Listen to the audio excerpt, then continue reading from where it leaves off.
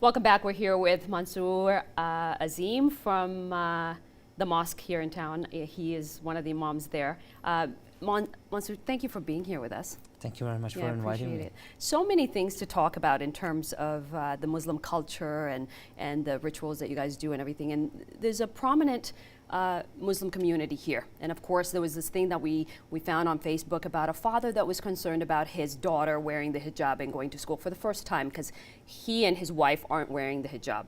But there's a big thing for that girl, and she really wanted to do that. And I think she's in grade 9. I'm not sure. She's young. What are your thoughts on that, his fear? And he wanted people to embrace her and treat her kindly. And I was kind of shocked when I saw that, and I wanted you to kind of elaborate on that a little bit. You know, that's the story. It itself answers a lot of questions about parda and the veil. Her mother didn't used to wear the hijab, but she actually chose herself to wear the hijab. No one actually forced onto her, right? And that's a choice that a religion itself provides to its followers. And if you want to remain modest and you don't want to have that burden on your shoulders that you always have to look pretty and you always have to look nice, and you always have to pose the perfect pose on Instagram and other places. That teaching of veil and parda is actually for modesty, to preserve the modesty of women. And that's what she chose for herself. It's interesting you talk about modesty because even in the Christian religions and stuff like that, Mother Teresa, Mary, wore that. It's almost like a hijab, right? It's a thing that they covered themselves for modesty. And it's interesting that kids have to go through that kind of discrimination, and it's tough for them. What are some of the things you think that we should teach people, or maybe they should learn? I have no idea, like how to combat that type of stuff. And let's talk about the hijab as well too after. How to come up with the solution of this, right? If someone is following the Islamic religion, Islamic culture, then they should be aware of the Islamic teachings as well. As far as the Islamic teachings are concerned, it is mentioned in the Holy Quran.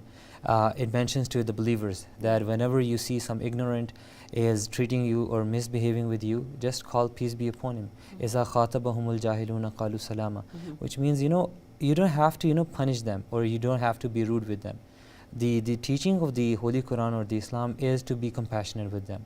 And if something is happening in the school, if someone is bullying her or him, and if someone is mistreating them, then punishing will only make things worse. Right? Children are children. We can treat you. We should treat them as children.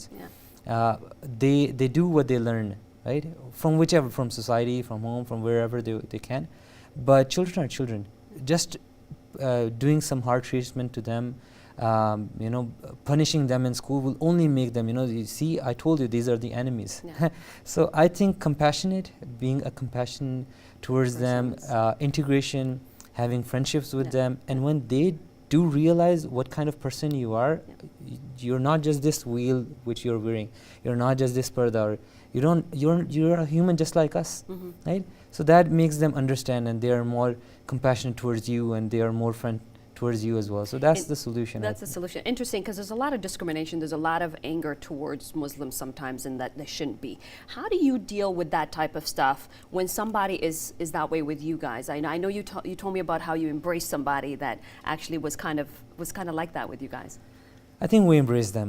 That's what we do. That's the teaching of Islam, right? And we can't just punish them and be on equal grounds and in hating them as well. I think compassion brings people together. It joins the society. It brings bridges together, right? If someone is harsh, if someone is mistreating you, if someone is hating you, then just be compassionate to them, right? That's the whole motto. That's the whole teaching of Islam. There's a lot of that. I know we're running out of time. We want to have you back here to talk about a lot of different issues when it comes to our communities and having the Muslim community, Christian community, all of us coming together and living here in one. But thank you so much for being here, and I hope we can have these discussions more and more openly Sure. as we go forward. Thank you, Mansoor, for being on the show. Thank you very much. Awesome.